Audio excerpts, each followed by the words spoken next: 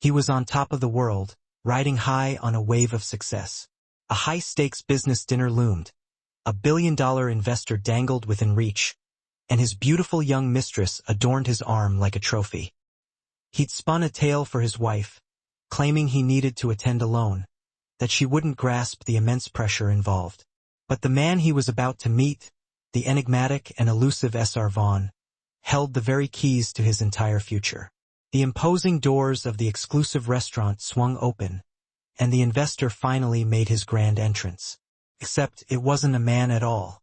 It was the one person he never, in his wildest nightmares, expected to see. It was his wife, and she looked anything but pleased. The sprawling, 8,000-square-foot minimalist house nestled in the Hollywood Hills stood in hushed silence, broken only by the barely audible hum of the recessed air conditioning. It was a fortress constructed of glass, concrete, and carefully guarded secrets. From the edge of the infinity pool, the entirety of Los Angeles stretched out below, an endless, glittering tapestry of lights. To the outside world, Serafina and Marcus Olai appeared to have it all. He was the dynamic CEO of Apex Solutions, a rapidly growing tech logistics firm, a true visionary. She was his elegant, yet quietly reserved wife, always by his side. At the crack of dawn, 6 a.m.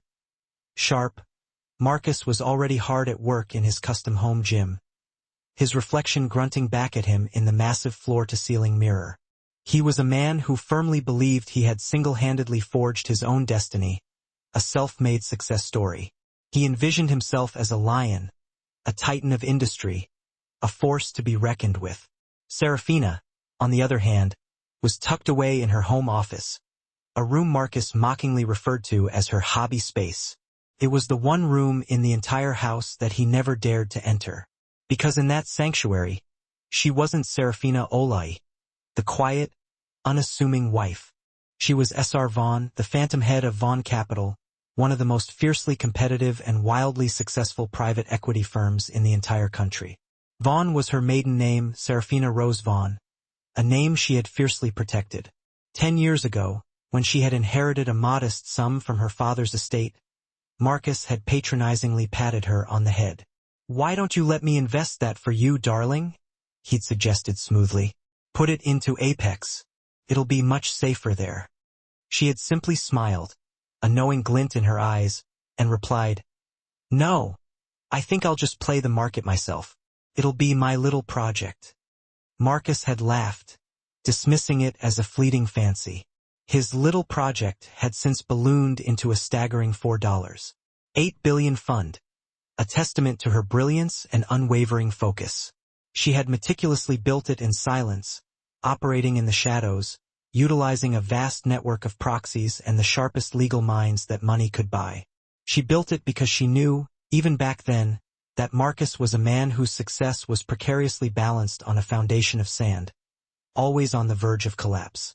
Worse still, he was built on her sand, unknowingly standing on ground that she had created. The original algorithm that had launched Apex Solutions to stratospheric heights? It was hers, an idea she had meticulously sketched out in a college notebook, a revolutionary logistics model that was light years ahead of its time. He had stumbled upon it, shamelessly presented it to his first investors as his own creation, and by the time she realized the extent of his betrayal, they were already married, and his supposed genius was the talk of the town. She had made the conscious decision to let him have it, to bide her time and play the long game. For the past 2 years, she had been strategically feeding anonymous tips to financial journalists, subtly exposing his company's inherent instability and questionable practices. She had been shorting his stock through a complex web of shell companies, patiently waiting for the opportune moment. And 6 months ago, she had initiated the final phase of her meticulously crafted plan. She had instructed her acquisition team to reach out to Apex Solutions, posing as a foreign investment group eager to inject capital and offer a much-needed lifeline. Marcus, hemorrhaging cash and desperate to conceal his mounting debts, had eagerly jumped at the chance, seeing it as his salvation. He practically burst into her office, carelessly toweling sweat from his neck, oblivious to the storm that was about to break. He didn't even bother to glance at her multiple screens, which were filled with complex market data and intricate financial analyses. He only saw her, his wife, his convenient accessory. "Big night tonight, Sarah," he announced, his voice booming with a forced confidence that didn't quite reach his eyes. "Dinner with the new money, this Vaughn Capital Group. They're a bit eccentric, apparently. No one's ever actually met the principal. They only ever send their lawyers." Serafina maintained a neutral expression, slowly turning in her chair to face him, concealing the satisfaction that threatened to betray her. "Oh, that sounds exciting, Marcus. I hope it goes well." "It's more than well, darling," he declared, puffing out his chest. "This deal will make us untouchable. I'm finally getting the valuation I deserve, the recognition I've earned." He straightened his tie, preening in anticipation of the evening ahead. "I'm heading out. Don't wait up." "Wait," Serafina said, her voice soft, almost hesitant. "Don't you want me to come? I could be supportive." Marcus let out a short, dismissive laugh, clearly amused by the suggestion. He walked over and planted a quick, perfunctory kiss on the top of her head, as if she were a beloved pet. "Sweetheart, this is real business. High finance. It would bore you to tears. Besides, it's a boys' club kind of thing. You understand? Why don't you have a spa day? Buy yourself a new bag." He didn't notice the flash of Arctic ice that momentarily flickered in her eyes, the subtle warning that he so readily dismissed. "Of course, Marcus. You're right. I'll just stay in. Good luck." He grabbed his keys already halfway out the door. "Luck is for amateurs," he tossed over his shoulder, a dismissive remark that perfectly encapsulated his arrogance. As the door clicked shut behind him, Serafina swiveled back to her desk, her face now a mask of steely resolve. Her assistant, Robert, appeared on the video call, his expression efficient and professional. "Miss Vaughn, the car will be there in 5 minutes. Mr. Harrison and Ms. Davies are already en route to the restaurant." "Thank you, Robert," Serafina replied, her voice calm and controlled. She stood and walked to a hidden wardrobe discreetly concealed within her office. She unzipped her simple cashmere lounge dress, allowing it to fall to the floor. Underneath, she was already wearing the meticulously crafted armature of her battle uniform, the foundation upon which she would build her revenge. She pulled out a razor-sharp, custom-tailored suit in the deepest shade of midnight blue, a color that exuded power and authority. "And Robert." "Yes, Miss Vaughn? Ensure the restaurant security team is ready. I expect Mr. Olai to be unpredictable." "It's already handled, Miss Vaughn. They are on our payroll for the evening." She gazed at her reflection in the mirror, a subtle transformation taking place before her very eyes. The meek, supportive wife had vanished, replaced by something altogether different, something formidable. In her place stood S.R. Vaughn, the woman who had come to collect what was rightfully hers, the woman who was about to unleash hell. Marcus Olai felt vibrantly alive, exhilarated by the sense of impending triumph.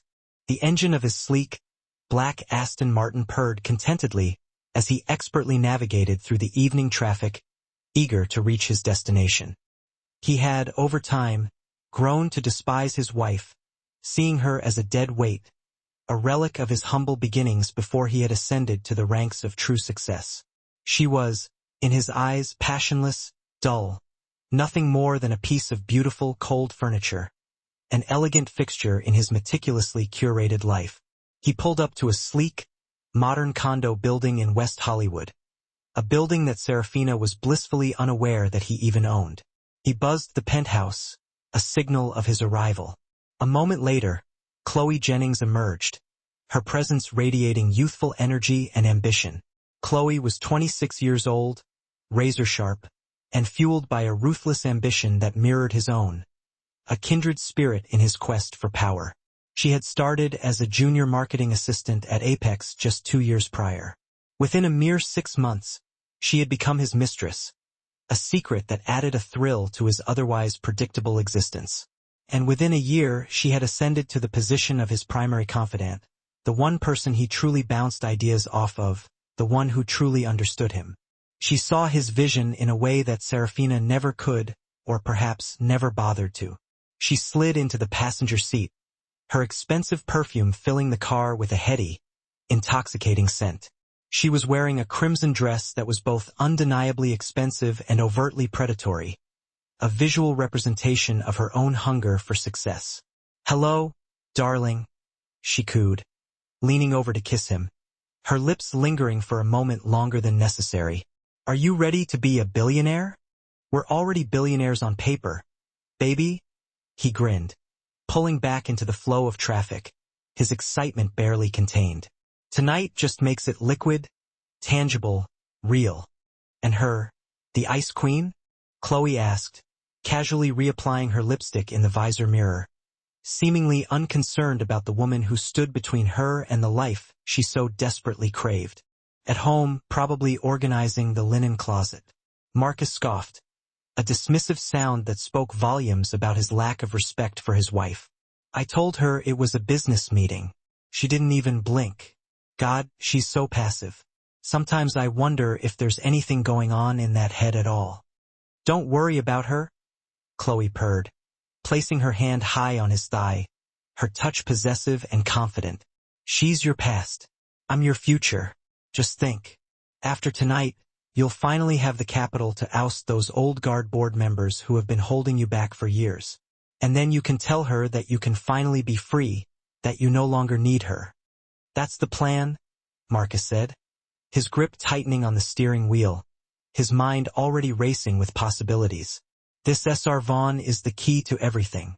His lawyers are tough negotiators, but they've basically agreed to our terms. Tonight is just a formality, a meet and greet with the big boss before they sign on the dotted line. He just wants to look me in the eye to size me up. And who wouldn't be impressed?" Chloe murmured, her voice dripping with admiration. "You're a king, Marcus. You built Apex from nothing, transforming an idea into a global powerhouse." "From nothing?" he repeated, believing the lie he'd told so many times that it had seamlessly woven itself into the fabric of his reality. A convenient narrative that erased the truth. The truth about the original algorithm, the one that Serafina had painstakingly crafted, the one he had stolen and claimed as his own. He had long since convinced himself that he had merely improved upon her vague idea, that she had provided the initial spark, but he had built the inferno. They arrived at Lorny, the most exclusive, old-money restaurant in the city, a place where power and influence were palpable in the very air. It was a place Serafina had always expressed a desire to visit, but Marcus had consistently dismissed it as being too stuffy, too pretentious, beneath him. Tonight, however, it was the only place suitable for a man of his newfound stature, a symbol of his impending arrival at the pinnacle of success. "Vaughn Capital reserved the entire private dining room," Marcus said, handing his keys to the valet with a flourish. "The Regency room, and they're picking up the tab. I love it. Act like you own the place, darling," Chloe whispered, taking his arm and flashing a dazzling smile for the benefit of the onlookers. "By the end of the night," Marcus declared, his voice filled with anticipation. "I practically will." They walked into the restaurant, a carefully constructed portrait of power, ambition, and undeniable chemistry. The maitre d', a stern-looking man named Pierre, greeted them with a slight bow, his demeanor impeccably professional. "Mr. Olai, Miss Jennings, welcome. Your party is waiting." "The rest of my team?" Marcus asked, ever the consummate executive eager to impress his future investor. "No, sir. Only the associates for Mr. Vaughn." Marcus and Chloe exchanged a brief, almost imperceptible look, a silent acknowledgement of the significance of the moment. This was it, the culmination of years of hard work and calculated risks. They were led through the main dining room, where conversations abruptly ceased and heads turned to admire the striking power couple. They felt the weight of the eyes on them, the silent judgment and envious glances, and it was intoxicating, a potent affirmation of their rising star. They were ascending, leaving the mundane world behind and reaching for the heavens. The Regency room was less a room and more a gilded cage, an opulent space designed to impress and intimidate. An enormous mahogany table, polished to a mirror finish, dominated the room, reflecting the light of a heavy crystal chandelier that hung precariously overhead. At the far end of the table sat two people, a man and a woman, both dressed in severe, dark suits that conveyed an air of unwavering authority. They stood as Marcus and Chloe entered, their movements precise and deliberate. "Mr. Olai," the man said, his voice clipped and neutral, betraying no hint of emotion. "I am Robert Harrison, General Counsel for Vaughn Capital. This is my colleague, Ms. Davies, Head of Acquisitions." Marcus shook their hands, radiating false warmth and forced charm, eager to make a positive impression. "A pleasure, Mr. Harrison, Ms. Davies. This is my partner, Chloe Jennings." Ms. Davies, a woman who looked like she could litigate a tank into submission, gave Chloe a single, appraising glance, her eyes sharp and assessing. Her gaze flickered to Chloe's hand resting possessively on Marcus's arm, and her lips thinned imperceptibly, a subtle expression of disapproval. She did not offer her hand in return. "Ms. Jennings," Davies acknowledged, her voice as dry as parchment, devoid of any warmth or friendliness. "My file indicates you are in the marketing department at Apex." Chloe's smile wavered slightly under the intensity of Davies's unwavering gaze. "I'm a strategic advisor to Marcus. I work closely with him on all major business initiatives." "I see," Davies said, opening a leather-bound folder and retrieving a stack of documents. She and Harrison sat down, their movements coordinated and efficient. Marcus and Chloe sat opposite them, the polished surface of the table feeling vast and expansive, like a carefully prepared battlefield. A waiter immediately appeared, silently pouring water into their glasses. "Mr. Vaughn is running approximately 10 minutes behind schedule," Harrison said, not looking up from his papers, his focus unwavering. "He sends his apologies and asks that we begin the preliminary review in his absence." Of course," Marcus said, leaning back in his chair, attempting to project an air of casual power and effortless confidence. "A busy man. I respect that. So, shall we order some wine? A bottle of the 98 Petrus, perhaps? The best way to start these discussions." "Ms. Vaughn will order the wine upon her arrival," Davies said, still not looking up, her tone leaving no room for argument. Marcus blinked, momentarily taken aback by her curtness. "Ms. Vaughn? I assumed." "A common mistake," Davies corrected, her voice sharp and precise. "And a telling one, Mr. Olai. Now, if you please, your Q4 projections. We've found some discrepancies." The atmosphere in the room plummeted by 20 degrees, the air growing thick with tension and unspoken accusations. "Discrepancies?" Marcus laughed, the sound hollow and unconvincing. "I think you'll find my numbers are rock solid. Our user acquisition is up 40% year over year. Your acquisition cost is up 80%, Harrison countered, sliding a single sheet of paper across the table. Your churn rate is nearly 60%. You're not building a loyal client base, Mr. Olai. You're buying users who leave after the first billing cycle. You're hemorrhaging money, Mr. Olai.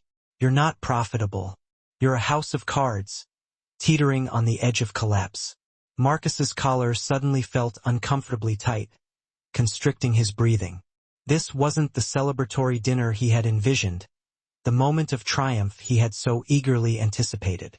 This was an ambush, a carefully orchestrated takedown. "Now, see here," Marcus blustered, his voice rising in indignation. "That data is taken completely out of context. It doesn't reflect the long-term plan, the strategic vision." "The long-term plan," Davies cut in, her voice devoid of all warmth, "seems to be to find an investor to pay off your massive, high-interest bridge loans before your creditors call in the debt, which, according to our intel, is scheduled to happen in 72 hours.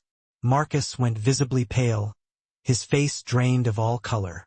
Chloe, who had been completely unaware that the company's finances were in such dire straits, looked at him in stunned shock, her eyes wide with disbelief. "Marcus, is that true?" He ignored her, his focus solely on the two lawyers, his mind struggling to process the magnitude of the situation. "Who the hell do you think you are? You come into my city, ask for a meeting, and then proceed to insult me and question my integrity? We are the people you asked for $500 million. We are the people who can save your failing company. Precisely, Harrison said calmly, unfazed by Marcus's outburst. Our job is to ensure our principal's money is not being carelessly thrown into a fire. And from where I sit, Mr. Olai, your entire company is soaked in gasoline, just waiting for a spark. You don't know my business. Marcus slammed his hand on the table, his anger escalating. We know, Davies said, her voice dropping to a dangerously low register, that you expensed a $1.2 million condominium as a corporate retreat space, conveniently located in West Hollywood. We know you leased a Gulfstream G550 on the company dime, racking up exorbitant fees. We know you've diverted nearly $3 million in consulting fees to an offshore account in the Cayman Islands, a blatant act of embezzlement. Marcus looked as if he'd been struck by lightning, completely exposed and utterly defenseless. This is a shakedown. This is an outrageous intrusion. This is due diligence, Harrison corrected, his voice unwavering. At that very moment, the door to the Regency room swung open, breaking the suffocating tension. Pierre, the maitre d', stood in the doorway, his expression apologetic. My apologies for the interruption, sirs and madam. Ms. Vaughn has arrived. Marcus, desperate and grasping at straws, saw this as his only possible escape, his last chance to salvage the situation. The lawyers were merely attack dogs, carrying out their master's orders. He just had to get past them to the real decision-maker, the one person who held the power to either save or destroy him. He would charm her, he would impress her, he would sell her the dream, the vision he had so carefully crafted. He stood up, hastily wiping his sweaty palms on his trousers and plastering on his most charismatic smile, hoping to mask the panic that was churning within him. Wonderful. Please send her in. We've been eagerly anticipating her arrival. Chloe stood up with him, trying to regain her composure, smoothing the front of her crimson dress, acutely aware that this was their last chance to secure their future. They heard a single set of footsteps approaching, light, measured, and deliberate, each step echoing in the tense silence, finally ending in a sharp, definitive click as they stopped on the marble threshold. Marcus looked up, his forced smile frozen on his face, and his entire world dissolved before his very eyes. It was Serafina. But it wasn't his Serafina, the quiet, unassuming woman in beige cardigans, the woman he had so easily dismissed. This woman was a stranger, an entirely different being. Her mousy brown hair was pulled back into a severe, elegant chignon, emphasizing the sharp angles of her face. She wore no makeup save for a slash of deep red lipstick, a bold crimson that hinted at the power she possessed. Her navy suit was tailored so perfectly that it looked like liquid armor, clinging to her body and exuding an aura of impenetrable strength. Her eyes, the eyes he had long dismissed as passive and vacant, were now burning with a cold, terrifying intelligence, piercing through his carefully constructed facade. She stood in the doorway, her gaze sweeping over the scene with a detached air of assessment, taking in every detail. She looked at her lawyers, Harrison and Davies, who immediately stood to attention, their loyalty unwavering. She looked at Chloe, whose jaw was hanging open in undisguised shock and horror, her carefully crafted image crumbling before her very eyes. And then, finally, her eyes landed on her husband, the man who had so profoundly underestimated her. Marcus's smile didn't just fade. It cracked, splintering into 1,000 pieces. Serafina, he breathed, a note of hysterical confusion creeping into his voice. What in God's name are you doing here? I told you to stay home. Are you following me? Chloe, recovering from her initial shock, let out a nasty laugh, attempting to regain control of the situation. Oh my God, Marcus. She's a stalker. How pathetic. Get her out of here. This is unbelievable. Serafina ignored them both, dismissing their petty attempts at deflection. She walked calmly to the head of the table, the empty throne that had been waiting for her. Mr. Harrison smoothly pulled out the chair for her, his movements precise and efficient. She sat, her posture impeccable, her demeanor radiating power. She placed a thin, platinum briefcase on the table with a soft thud and flicked open the latches, revealing its contents. "Serafina, I am warning you," Marcus said, his voice rising in panic, his composure rapidly unraveling. "You are embarrassing me. This is the biggest meeting of my life. You have to leave." Serafina finally looked at him, her expression devoid of all warmth or affection. Her voice was not the soft, familiar voice he knew so well. It was crisp, clear, and dripping with authority, a voice that commanded attention and brooked no argument. "Please sit down, Mr. Olay. You're making a scene, disrupting the meeting." Marcus froze, the use of his last name hitting him like a physical blow, a deliberate act of detachment. "What did you just call me?"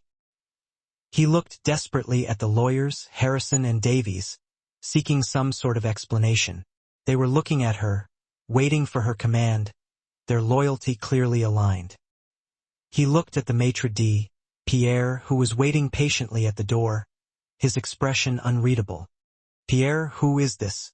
Who did you let in? There must be some sort of mistake." Pierre looked genuinely confused, caught in the crossfire of a situation he clearly did not understand. "This is Ms. Vaughn, sir, the party who reserved the room." She provided the proper credentials and identification.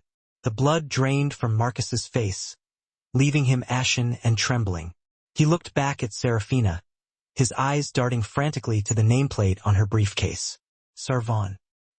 He stumbled backward, grabbing the back of his chair for support, his mind unable to comprehend the reality that was unfolding before him. "Oh, Vaughn," he whispered, sounding it out as if it were a foreign word. "Serafina, Rose, Vaughn. No, it's not possible. This can't be happening." "Sit down, Marcus." Her voice was a sharp, unwavering command, leaving no room for argument. He collapsed back into the chair, his body suddenly feeling weak and heavy. Chloe, finally realizing the magnitude of what was happening, was white as a sheet, her carefully constructed facade of confidence completely shattered. "Marcus, who is she? What's going on?" Serafina gave Chloe her full attention for the first time, her gaze piercing and assessing, as if analyzing a specimen under a microscope. It was like being scrutinized by a predator, a feeling that sent a shiver down Chloe's spine. Serafina said, "Am his wife." "And you?" she said, her gaze dropping to the hand Chloe still had resting on Marcus's arm. "Are the junior marketing assistant who has been sleeping with my husband, Ms. Jennings, correct? I'd take your hand off him if I were you. He's a bad investment, a sinking ship." The silence in the room was absolute, broken only by the crisp, deliberate sound of Serafina clicking open her briefcase, preparing to unleash the full force of her carefully orchestrated plan. She withdrew a single, sleek tablet and a stack of bound documents, each one containing the potential to destroy Marcus's life. Marcus was catatonic, his brain failing to process the surreal reality in front of him. The woman who meticulously organized his sock drawer was the same woman who held the power to either save or utterly destroy his company, his reputation, his entire existence. The two images simply wouldn't merge, refusing to reconcile in his shattered mind. "How?" he finally choked out, his voice barely a whisper. Your little project. The inheritance. That was just pocket money. It was $150,000. "Marcus?" Serafina said, not looking at him. Her attention focused on reviewing information on the tablet. "You spent more on your watches last year. But you see, unlike you, I don't measure wealth by what I spend, by the ostentatious displays of my supposed success. I measure it by what I build, by the lasting legacy I create." She looked up at him, her eyes devoid of all emotion, offering no trace of the woman he thought he knew. "And you? You've built nothing of any real value. You just take, consume, and destroy." Chloe, seeing her entire carefully constructed future, the penthouse apartment, the elevated status, the immense power, evaporating before her very eyes, went on the offensive, desperate to salvage something from the wreckage. You. She spat, pointing a trembling finger at Serafina. You set him up. You've been lying to him this whole time. Manipulating him. Lying? Serafina raised an eyebrow, her expression one of amusement. Did I lie when I said I was managing my portfolio? Did I lie when I said I was busy? I've been running a multi-billion-dollar fund from the hobby room you both found so amusing, transforming a modest inheritance into an empire. The only lie in this room, Ms. Jennings, is the idea that he is the genius, the visionary who built Apex from nothing. You've been duped just like everyone else. She turned her gaze back to Marcus, her eyes filled with a chilling indifference. You came here tonight to pitch me, Marcus, to convince me to invest in your failing company. So pitch me. Show me what you've got. Convince me that you're worth saving. It was the cruelest possible move, a calculated act of humiliation that stripped him bare, forcing him to dance like a puppet on a string. Serafina, please, he begged, his voice cracking with desperation, his carefully constructed facade crumbling completely. Listen, we can talk about this at home. This is all a misunderstanding. There's got to be a way to fix this. The only mistake was my assumption that you had even a shred of business acumen left, that there was anything worth salvaging, Serafina said, her voice laced with contempt. My team advised me to simply let your company collapse on its own, to stand back and watch you self-destruct. It's insolvent, riddled with debt, a house of cards on the verge of collapse. It's not, he yelled, finding a sudden burst of desperate anger, clinging to the remnants of his pride. Apex is strong. The algorithm is revolutionary. It's the future of logistics. Serafina actually laughed. A cold, sharp sound that sent shivers down the spines of everyone in the room. The algorithm? You mean my algorithm? The one from my senior thesis? The one you stole from my desk while I was at my father's funeral? The one you callously exploited for your own personal gain? Marcus stopped abruptly, the last vestiges of his bravado vanishing completely. He had genuinely forgotten the truth, buried it so deep beneath layers of lies and self-deception that he no longer recognized it. I improved it, he stammered, his voice trembling with a mixture of fear and shame. I refined it, I made it better. You improved nothing, Serafina said, her voice devoid of all emotion. You've been running on my fumes for 10 years, coasting on my intellect, and now the fumes are gone. The well has run dry, and you're finally exposed for what you truly are, a fraud. Mr. Harrison, Serafina said, nodding slightly towards her general counsel. The lawyer sat forward, his expression serious and unwavering. Mr. Olai, as we were discussing, Vaughn Capital has uncovered significant financial malfeasance within Apex Solutions. Embezzlement, to be precise, on a massive scale. Embezzlement? Chloe whispered, her eyes widening in horror as she looked at Marcus, the weight of his betrayal sinking in. You told me that was a performance bonus, a reward for my hard work and dedication. What's going on? How could you? You mean the down payment on your condo in West Hollywood? Serafina provided helpfully, her tone dripping with sarcasm. Yes, Miss Jennings, that money was taken directly from the employee pension fund, leaving countless hard-working employees with nothing to show for their years of service, their dedication to this company. A federal crime, Harrison added, his voice grave. Chloe looked like she was going to be sick, her face pale and clammy. Serafina, darling, please listen to me. Marcus tried, reaching across the table in a desperate attempt to connect with her, to rekindle the spark of the marriage they once shared. This is just a misunderstanding, a series of unfortunate events. This is us, you and me. We're a team. We can fix this, I promise. Just give me a chance. I'll fire her right now. I swear. She means nothing to me. Chloe, get out. Leave. You're nothing but a distraction. Chloe looked at him, her eyes wide with betrayal, the mask of adoration falling away to reveal the cold, hard reality of his ruthless ambition. Get out? You're throwing me to her? After everything I've done for you? After all the sacrifices I've made? Get out. Marcus roared, his control snapping completely, revealing the true extent of his desperation. Serafina held up a hand, silencing him with a simple gesture. She stays. She's a material witness. Her testimony will be invaluable in the upcoming legal proceedings. Chloe froze, her hand still on the doorknob, unsure of what to do, paralyzed by the fear of what was to come. Now, Serafina continued, her voice calm and measured, let's get to the real business at hand, my offer, because I am going to make you an offer, Marcus, an offer you can't refuse. A tiny, insane spark of hope flickered in Marcus's eyes, clinging to the possibility of salvation. You'll invest? You'll save the company? You'll give me a second chance? Oh, heavens no, Serafina said, a hint of amusement playing on her lips. The company is utterly worthless, a festering pile of debt and mismanagement. I'm not here to invest. I'm here to acquire. I'm here to take what's rightfully mine. Acquire? What are you talking about? That's impossible.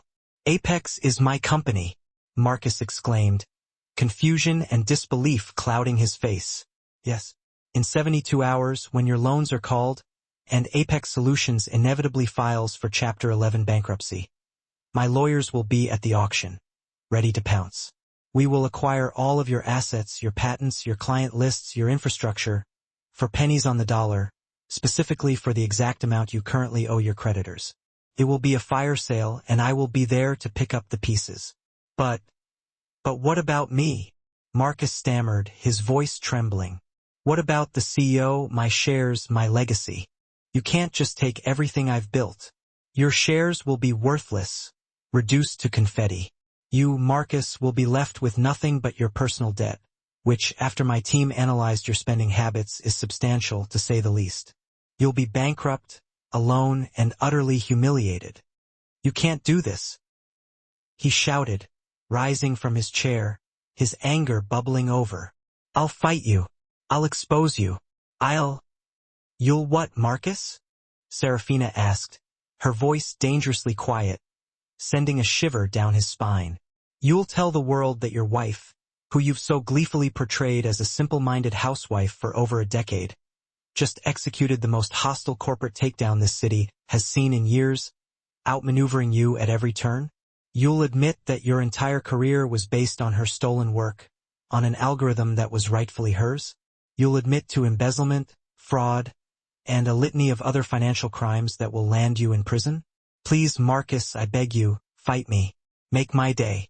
He had nothing left, stripped bare and exposed. He was a hollow man, devoid of power or influence. He sank back into his chair, a broken thing, defeated and utterly humiliated. Serafina stood up, signaling the end of the charade. Mr. Harrison, Ms. Davies, our work here is done. I believe we've made our position quite clear. Wait, Marcus cried, a raw, animal sound of despair escaping his lips. What about us? Our marriage? What does this mean for our future together? Serafina paused and looked at him, her expression unreadable. For a fleeting second, Marcus saw a flicker of the woman he had married, the woman he had once loved, but it was gone in an instant, replaced by the cold, steely gaze of S.R. Vaughn. Your marriage, she said, her voice devoid of all emotion. Oh, that's the other reason I'm here. I almost forgot. She reached back into her briefcase and pulled out a single, thin file, its contents meticulously documented and devastatingly comprehensive. She slid it across the polished table, the sound echoing in the silent room. It stopped directly in front of him, a stark representation of the end of their relationship. This, she said, her voice barely a whisper, is a portfolio. My private investigators were very thorough, leaving no stone unturned. It contains photographs, dates, locations, hotels in Tokyo, apartments in New York, a very specific condo in West Hollywood. It contains transcripts of your conversations with Miss Jennings, where you call me the Ice Queen and a passionless relic, revealing the depth of your contempt. She leaned in close, her voice a whisper that cut deeper than any shout, a blade twisting in his gut. You didn't just cheat on me, Marcus. You humiliated me, dismissing me as insignificant. You thought I was nothing, just a decorative object in your perfectly curated life. She tapped the file, emphasizing the finality of her decision. Those are divorce papers. You'll be served tomorrow morning. And Ms. Davies, my personal attorney, will be handling the proceedings. She's known for her ruthlessness. You'll get nothing. He spat, resorting to his last weapon, his final act of defiance. The house, the cars, the assets, the money. It's all in my name. You'll be ruined, stripped bare. This time, Serafina truly smiled, a chilling expression that sent a shh. That asset belonged solely to that party. Marcus's thoughts were a whirlwind. Exactly. Apex is mine. Vaughn Capital. That's marital property. We built it together during our marriage. I'm entitled to half. Serafina almost seemed to pity him. No, Marcus.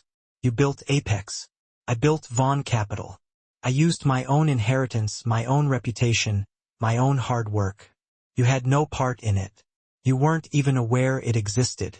It is, by the very definition your lawyers crafted, my sole and separate property. She let those words linger in the air. All $4. $8 billion of it. Marcus made a choking sound. He had constructed his own prison. He had signed his own execution order a decade earlier. But the house, the accounts, the joint accounts. Marcus stammered. Serafina cut him off. Are nearly empty.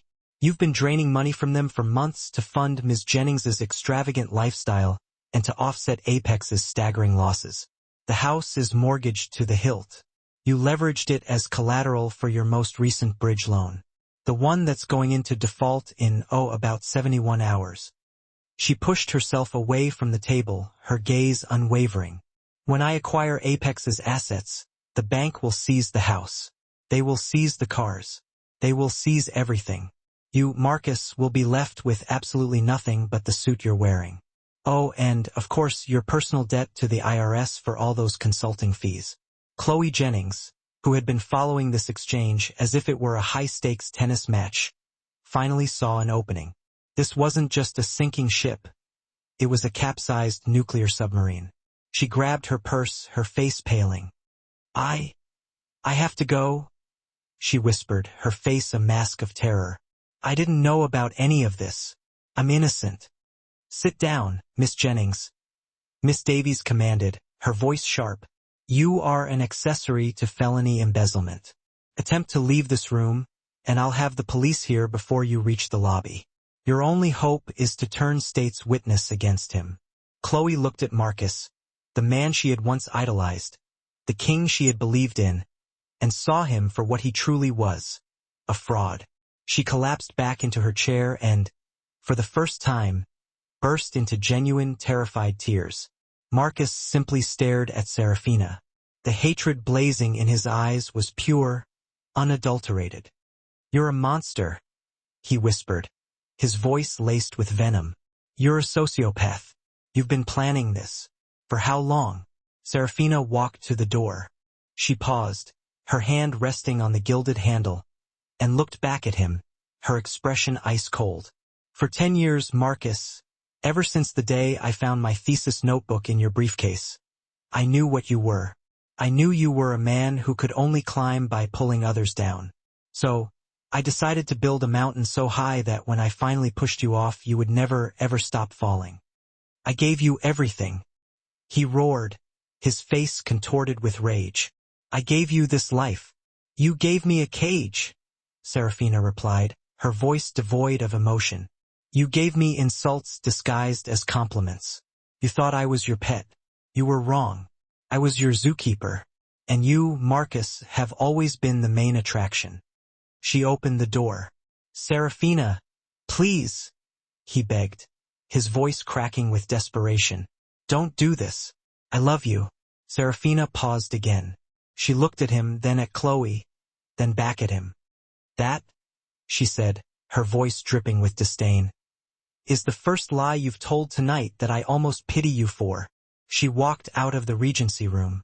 Mr. Harrison and Miss Davies followed, with Davies pausing only to drop a business card in front of the sobbing Chloe.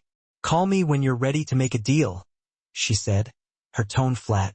The door clicked shut, leaving Marcus and Chloe alone in the vast, silent room with only the ruins of their shattered future for company. The moment the door closed, the spell of Serafina's power was broken, and chaos erupted. You did this," Chloe shrieked, launching herself from her chair. She grabbed a half-full water glass and hurled it at Marcus. He ducked, and it shattered against the wall behind him, spraying shards of glass and droplets of water. "You ruined me. Embezzlement. A federal crime. My life is over." "Shut up. Just shut up," Marcus yelled, his mind reeling, desperately searching for a way out. An angle, a loophole. But there wasn't one. She had been too thorough. She had used his own arrogance as a weapon against him. "I'm going to jail," Chloe sobbed, clawing at her hair. "You told me it was a bonus. You told me we were going to be together. You liar. You pathetic, useless liar." I can fix this," Marcus stammered, mostly to himself. "I'll call my lawyer. I'll declare personal bankruptcy." You'll what, Marcus?" Chloe's tears turned to venom. "You have nothing." She took everything. That ice queen you made fun of. That boring wife. She just strip-mined your entire life for parts. And you sat here and thanked her for it. The door opened again. It was Pierre, the maitre d', his face a mask of polite disdain. He was flanked by 2 large security guards, their presence imposing. "Mr. Holloway, Ms. Jennings, there have been complaints. We must ask you to leave. You can't throw me out," Marcus blustered, a pathetic echo of his earlier bravado. "Can, sir. The reservation for this room has been concluded." "And paid for," Pierre added with a slight twist of his lips, "by Ms. Vaughn." The walk of shame through the main dining room was a gauntlet of stairs. Chloe was crying hysterically, her mascara running down her face in black streaks.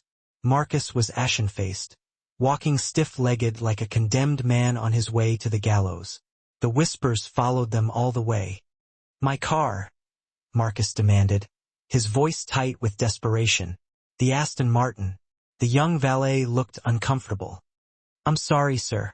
A representative of Vaughn Capital paid the valet ticket and took the vehicle." Marcus was dumbfounded. "Took the... who?" "Miss Davies, sir. She said it was a corporate asset pending liquidation and that you were not authorized to operate it." Marcus looked at the empty curb, his face a mask of disbelief. They had even taken his car. He was stranded. "You!" Chloe spat at him, her voice filled with contempt. "You are nothing." She turned, kicked off her high heels, and began walking barefoot down the boulevard, flagging a taxi with frantic gestures. Marcus Holloway stood alone under the bright lights of Laurani, a king without a kingdom, stripped bare and utterly humiliated. The days that followed were a brutal, systematic dismantling. As promised, Serafina's lawyers served him divorce papers at 8 a.m. The next morning at the cheap hotel he had been forced to check into. At 9 a.m. The board of Apex Solutions, the very board he was planning to oust, called an emergency meeting. News of the SEC investigation, leaked strategically by Vaughn Capital, had sent the stock plummeting. They fired him for cause, his termination swift and decisive. At 9:05 a.m., his corporate credit cards were declined, rendering him financially impotent. Chloe, true to form, sang like a canary. She gave Miss Davies, and later the U.S. Attorney's Office, everything she had in exchange for immunity, detailing the Cayman accounts, the falsified invoices, and the pension fund loan with ruthless efficiency. By the end of the week, Marcus was indicted on 22 counts of wire fraud, securities fraud, and embezzlement, the charges a testament to the meticulousness of Serafina's plan. Serafina's plan was flawless in its execution. Vaughn Capital acquired Apex's assets from bankruptcy court for next to nothing. She absorbed their entire client list, their infrastructure, and, most importantly, the one thing she had truly come back for: the patent for her algorithm. She renamed it, rebranded it, and within 3 months integrated it seamlessly into her own logistics division, adding another $1 billion to her already substantial fortune. Marcus's trial was short and decisive. He had no defense, his carefully constructed lies crumbling under the weight of evidence. His own prenuptial agreement, a document he had crafted with such meticulous detail, was used against him as evidence of his meticulous and criminal separation of assets. He was found guilty on all counts and sentenced to 15 years in a federal minimum security prison, a gilded cage compared to the life he had once led. He lost everything. The house, the cars, his reputation, his freedom. He was erased from the world he had so desperately sought to dominate. The year that followed was not one of quiet victory for Serafina. It was a detonation, a seismic event that reverberated throughout the financial world. The story of the dinner at Laurani became the stuff of legend on Wall Street, whispered in hushed tones in boardrooms and dissected with clinical precision in business schools. The Phantom S.R. Vaughn had finally revealed herself, and in doing so, had executed the most precise, personal, and devastating corporate takedown in modern history. Her first act as the sole owner of Apex's assets was not to gloat or celebrate, but to clean, to excise the rot that had festered within the company. She walked into the gleaming, cold lobby of the Apex building, a place she had never once been invited, her presence a stark contrast to the opulent surroundings. Marcus's face was everywhere, plastered on framed magazine covers and corporate values posters, his signature even etched into the glass of the executive suite, a constant reminder of his reign. Her team, led by Robert Harrison and a gleeful Miss Davies, had already begun the autopsy, meticulously dissecting the company's finances and operations. They found what Serafina had suspected all along. The company was a rotting fish, beautiful on the outside, but hollowed out by Marcus's insatiable greed and unchecked ambition. But she also found survivors, the unsung heroes who had been stifled, ignored, or bullied by Marcus's toxic king of the world culture. The engineers who had been forced to cut corners, the logisticians who had been denied the resources they needed, and the accountants who had been pressured to turn a blind eye to his fraudulent activities. She found a mid-level analyst, a woman named Grace, who had written a dozen memos detailing the exact financial holes Marcus was digging, only to be threatened with termination for not being a team player. Serafina summoned Grace into the vast, obnoxiously large CEO's office, the space now stripped bare of Marcus's ostentatious displays of power. She had already had Marcus's custom-built, throne-like desk removed, replacing it with a simple, elegant table. "Ms. O'Malley," Serafina began, her voice calm and measured. "I've read your reports. They were brilliant and you were ignored." Grace, visibly terrified, simply nodded, her eyes wide with apprehension. "Mr. Holloway, he didn't like to be questioned." "I do," Serafina said, her gaze unwavering. "I am absorbing Apex into Vaughn Capital's logistics division. That division is now yours to run. All those memos you wrote, consider them your new business plan.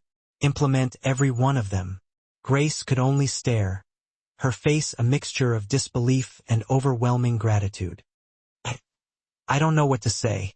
"Good," Serafina said, a hint of a smile playing on her lips.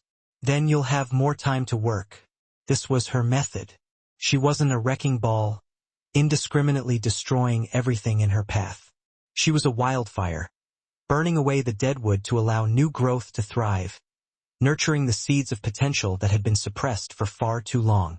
She saved over 400 jobs, rehired the people Marcus had fired for being too smart, and transformed the shell of Apex into a lean, profitable, and ethical powerhouse, a testament to the power of integrity and innovation. Then came the Forbes interview, the culmination of her carefully orchestrated plan. The journalist, a sharp, cynical man named David Chun, had been trying to secure a meeting with S.R. Vaughn for 5 years, drawn to the mystery and intrigue that surrounded her.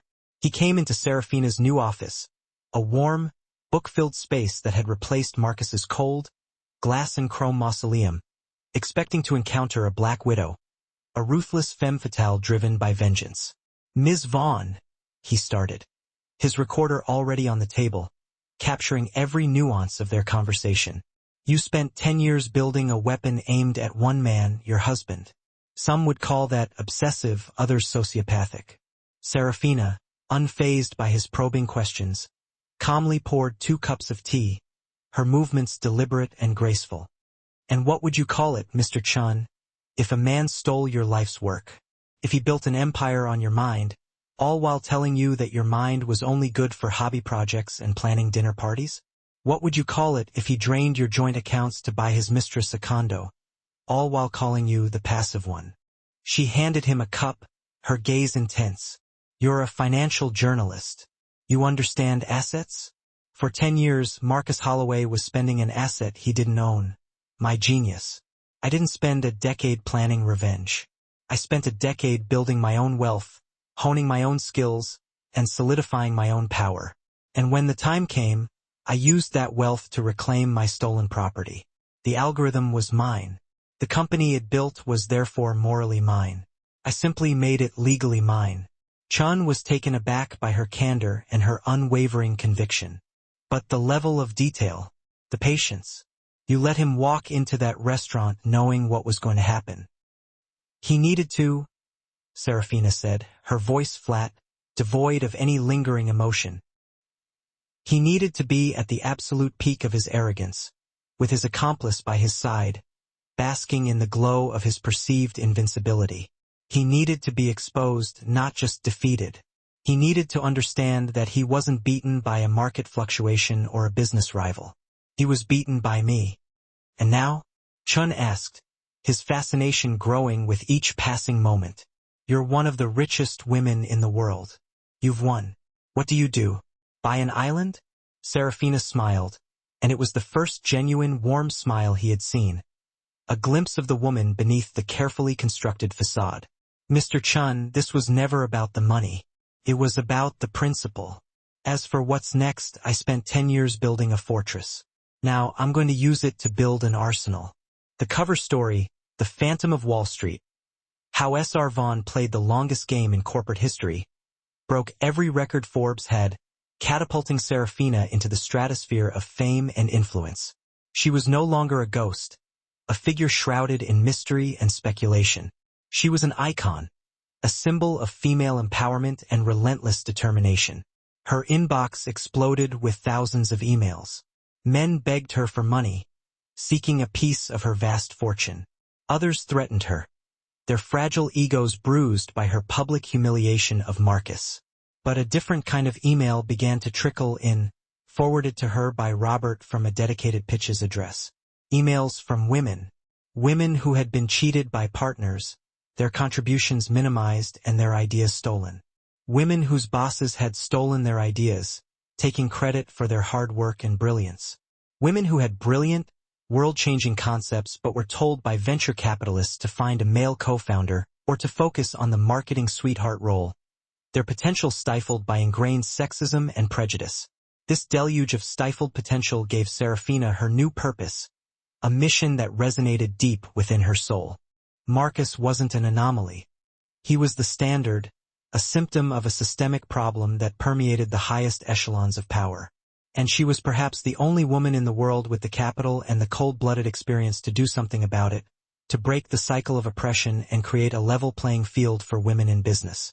9 months later, a man sat in a beige room, staring at a beige wall, his face etched with despair.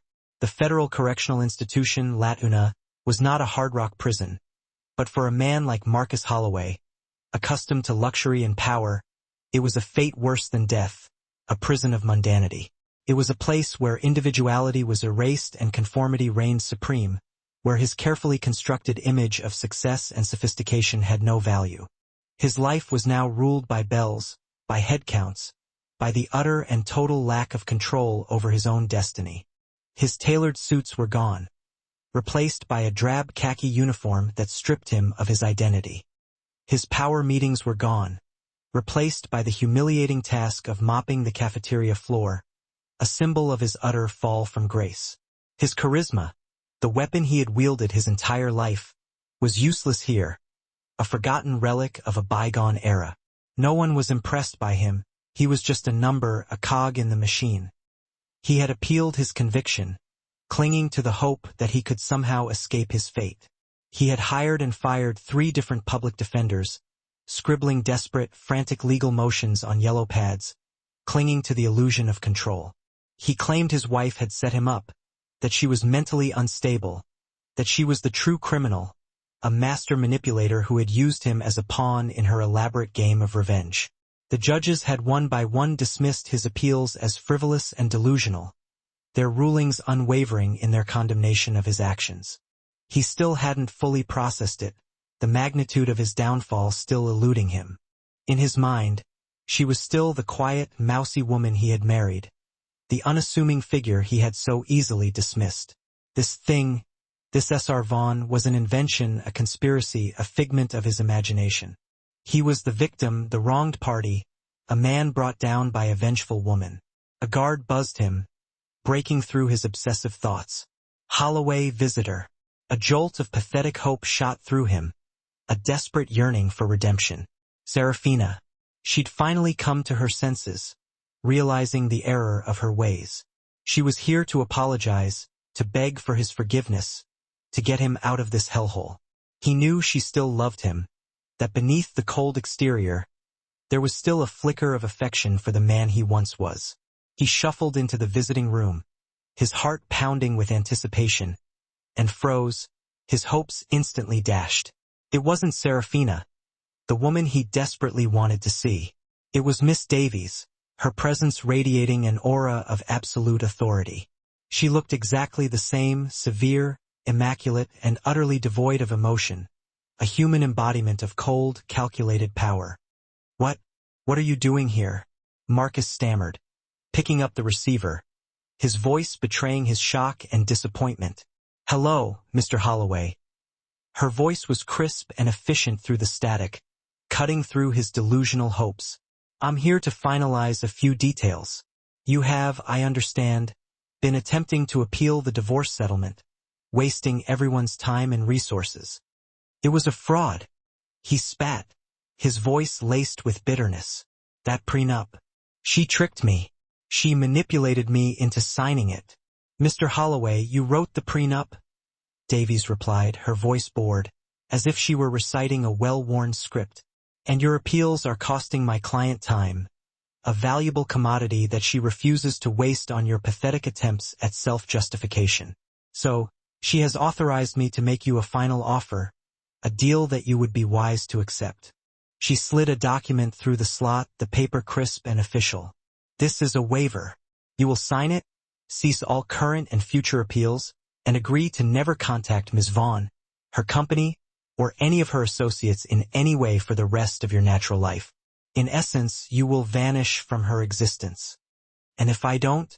Marcus said, trying to summon some of his old bluster, clinging to the illusion of power. "What will you do? I'm already in prison. What more can you possibly take from me?" "Yes, you are," Davies said, as if speaking to a child, her tone laced with disdain. "In prison for financial crimes, a relatively comfortable setting compared to what awaits you if you continue down this path.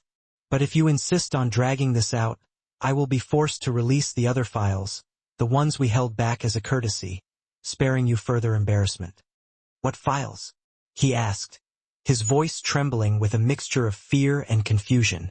"The evidence of personal crimes, the payoffs, the threats you made to junior employees, the accidents that befell your early competitors, the other Chloe Jenningses," Davies stated calmly. The SEC and the U.S. Attorney were very satisfied with their case, focusing solely on the financial crimes. But the state of California would be very interested in this material. It would be enough to open a new investigation, potentially leading to charges of kidnapping, blackmail, and conspiracy. You'd be moved from this club-fed facility to a state penitentiary, a much less hospitable environment. You would never, ever get out, and you wouldn't be mopping floors. You'd be, well, you can imagine. Marcus's blood ran cold, the color draining from his face. She was bluffing, he told himself, desperately clinging to the hope that he could somehow salvage his situation. She had to be. There was no way she could have evidence of those things, the dark secrets he had buried deep within his past. He looked into her eyes, searching for any sign of deception, any hint that she was exaggerating. But he saw nothing but cold, unwavering resolve, a steely determination that left no room for doubt. She was not bluffing. Serafina hadn't just built a case against him. She had built a coffin and was holding the last nail, ready to seal his fate forever. "You're a monster," he whispered, his voice barely audible. "Both of you.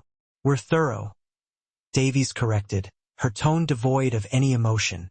"Sign the paper, Mr. Holloway. It's in your best interest, believe me." His hand shaking uncontrollably, he signed the waiver, surrendering his last vestige of hope.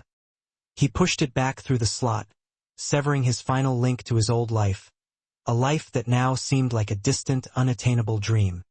"One more thing," Davies said as she stood, her movements precise and efficient. She reached into her briefcase and pulled out a magazine, the glossy cover gleaming under the harsh fluorescent lights. She slid it face up across the table, presenting it to him with a flourish.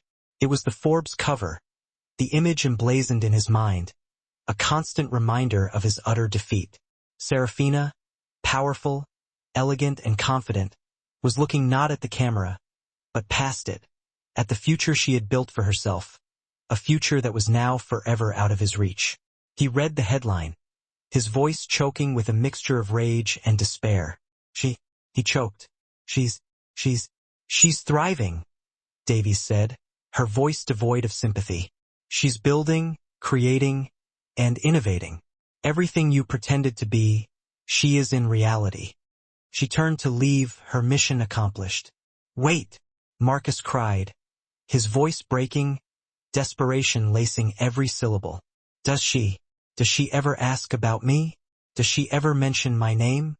Miss Davies paused, her back to him, her posture unwavering. "Mr. Holloway, I assure you," she said without turning around, her voice cold and final. "Serafina Vaughn doesn't think about you at all." She walked out of the visiting room, leaving him alone with his shame and regret. Marcus was left alone, staring at the face of the woman who had erased him from existence, the woman he had so foolishly underestimated. He wasn't a king. He wasn't even a prisoner of consequence. He was a footnote, a forgotten, irrelevant, and utterly defeated man, condemned to spend the rest of his days in the shadows of his own failures. 6 months later, Serafina was in a small, bright coffee shop in Austin, Texas, a world away from the cold, calculating world of Wall Street. She had moved Vaughn Capital's main headquarters there, drawn to the city's vibrant energy and entrepreneurial spirit. She was tired of the cold, cutthroat atmosphere of New York and the performative emptiness of Los Angeles. She wanted to be somewhere new, somewhere she could build something meaningful, something that would make a real difference in the world. She was waiting for the author of the email that had caught her eye, an email that stood out from the thousands she received each week. It wasn't a plea for a handout, a desperate cry for help. It was a 20-page business plan, meticulously detailed and passionately argued, complete with raw, brilliant code that hinted at the immense potential of the idea. A young woman in her 20s, with a frantic energy that was both endearing and slightly overwhelming, rushed into the coffee shop, a laptop bag digging into her shoulder and coffee stains adorning her blouse, a testament to her dedication and lack of sleep. "Miss Vaughn? Oh God. I'm so sorry I'm late. My bus. The code. I found a bug. I'm Sarah Jones." "You're not late, Sarah," Serafina said calmly, gesturing for her to sit, her presence immediately putting the young woman at ease. "I'm Serafina, please." "Right. Serafina. Okay." Sarah fumbled with her laptop, her hands shaking so badly she could barely open it, her nerves betraying the weight of her hopes and dreams. "Okay. So Veritas, that's what I call it. It's a mess, I know, but the concept is a fully transparent, blockchain-based ledger for charitable donations." She began to speak, and the frantic, nervous energy that had characterized her arrival was replaced by a white-hot passion, a fervent belief in the power of her idea to change the world. "Right now, you give $100 to a charity. Maybe $60 gets to the field, to the people who need it most. The rest goes to administrative costs, overhead, and bloated consulting fees. It's a black box. People are losing faith in these organizations. Veritas makes it a glass box. You donate, you get a V token. You can track that token in real time, From your bank account to the specific bag of rice it buys in a village or the textbook it puts in a classroom. 100% transparency. No more graft. No more exorbitant consulting fees. Every dollar goes where it's supposed to go. She finally stopped, out of breath, her eyes shining with unwavering conviction. I took it to 9 VC firms in Silicon Valley, she added, her voice laced with a hint of weariness. And what did they say? Serafina asked, already knowing the answer, the story's all too familiar. Sarah's face darkened, her expression a mixture of frustration and resentment. The first 7. Their eyes just glazed over. They said charity tech isn't scalable, that it's a niche market with limited potential. They asked if it could be modified for sports betting, completely missing the point of the project.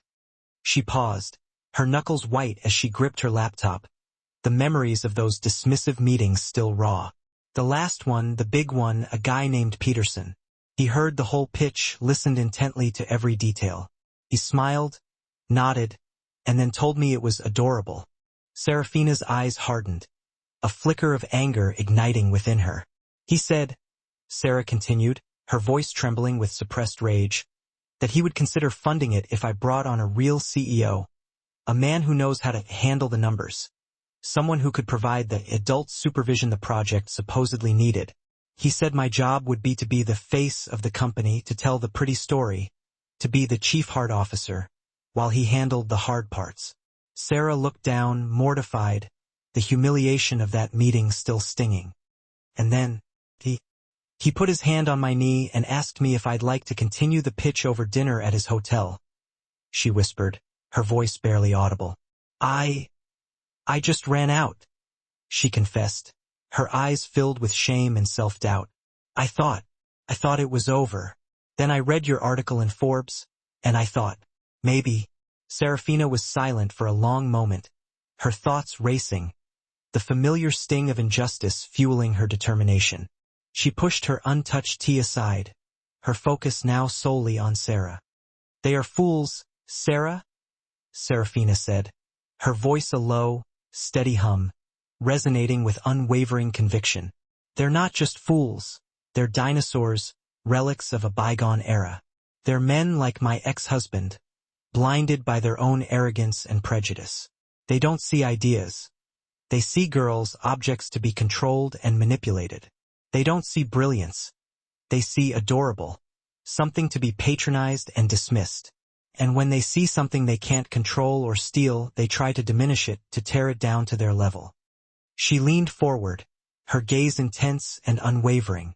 Your idea isn't just good. It's essential, a beacon of hope in a world riddled with corruption and distrust.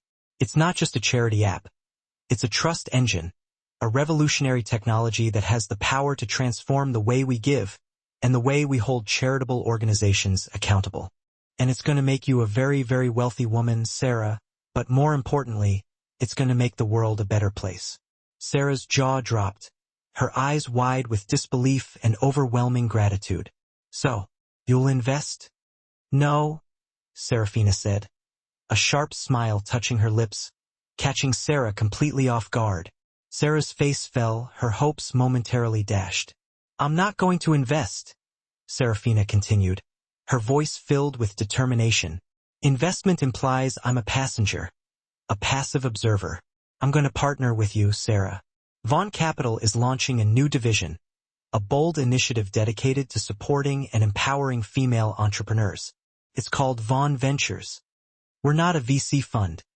We're something far more powerful.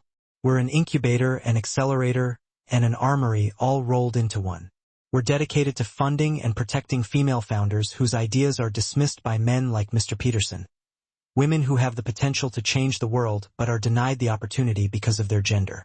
My entire legal team, she said, a vision of Miss Davies's predatory smile flashing in her mind, will be at your disposal. They will handle your patents, your incorporation, and any future conversations with Mr. Peterson, ensuring that your rights are protected and that you are never taken advantage of again. My engineering team will help you scale your code, building a robust and secure platform that can handle the demands of a global audience. My finance division will build your entire back end, handling the complexities of accounting, compliance, and fundraising. "All you have to do, Sarah," she said, her voice filled with unwavering confidence, "is build, create, and lead. You are a CEO, Sarah. You just need the infrastructure, the resources, and the support to unleash your full potential. I'm going to give it to you. You are our first partner, the first of many women we will empower to change the world." Tears were streaming down Sarah's face, a mixture of relief, gratitude, and overwhelming joy. I don't. Why me?" she stammered, her voice choked with emotion. "Because you're brilliant, Sarah," Serafina said simply, her gaze unwavering. "And because I know what it's like to have your brilliance dismissed by an arrogant man, to have your ideas stolen and your potential stifled. I spent 10 years watching one of them, enduring his condescension and his betrayal. I won't let it happen to you. I won't let him win." She stood up and held out her hand, her eyes filled with compassion and determination. "Welcome to Vaughn Ventures, Miss Jones. Let's change the world." As Serafina left the coffee shop, she felt a lightness she hadn't felt in over a decade, a sense of liberation that washed over her, cleansing her soul of the lingering bitterness and resentment. The rage that had fueled her for so long, the cold, patient need for justice that had driven her every move, had finally burned itself out, leaving behind a void that was now filled with something new, something warm, something hopeful. She had spent 10 years as S.R. Vaughn, the Phantom, the Avenger, a name forged in betrayal, a mask she had worn to protect herself and to exact her revenge. But as she watched Sarah run out of the coffee shop, already on the phone, her voice no longer shaking but ringing with newfound authority, fueled by the confidence and support Serafina had given her, Serafina realized who she truly was, beyond the labels and the masks. She wasn't a zookeeper, carefully managing the creatures in her cage. She wasn't a monster, driven by vengeance and consumed by hatred. She wasn't even S.R. Vaughn anymore, the Phantom of Wall Street. Her assistant, Robert, met her at the car, his face as efficient and professional as ever. "The flight to New York is at 6 p.m., Miss Vaughn. The board meeting for the Veritas project is set for Monday." "Thank you, Robert," she said, getting into the car, a sense of peace settling over her. The sun was warm on her face, a welcome contrast to the coldness she had carried within her for so long. "And Robert, from now on, call me Serafina." She had reclaimed her algorithm, the intellectual property that had been stolen from her. She had reclaimed her freedom, breaking free from the chains of her past. And now, finally, she had reclaimed her name, shedding the persona she had created and embracing the woman she was meant to be. She wasn't just a survivor. She was a builder, a creator, and a champion for women everywhere. She was a survivor, a founder, and in many ways she was just getting started. This is the story of how a man who believed himself to be a king was ultimately dethroned by the very queen whose power he dismissed. Marcus constructed his entire existence on a foundation of arrogance and brazen theft, completely failing to recognize that the seemingly quiet woman at his side was, in reality, a silent, deadly force. She was patiently biding her time, waiting for the opportune moment to rise up and reclaim everything that rightfully belonged to her. This narrative serves as a potent reminder that those individuals whom you consistently underestimate are frequently the very ones you should hold in the highest regard, perhaps even fear. What were your thoughts on Serafina's revenge?